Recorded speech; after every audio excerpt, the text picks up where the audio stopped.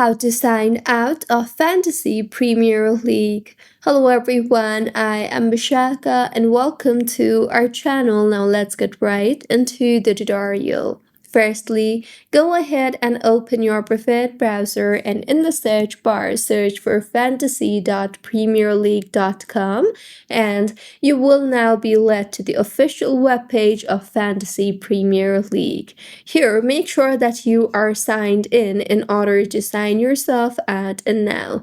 On the top dashboard, you will see the option for sign out. So tap on the sign out option you see there. And with this, as you can see, you have been successfully signed out of Fantasy Premier League. So this was about how you can sign out of Fantasy Premier League. If you find this tutorial helpful, please like the video and do comment if you have any queries. Also, do subscribe to our channel for more helpful tutorials like this. See you on the next one.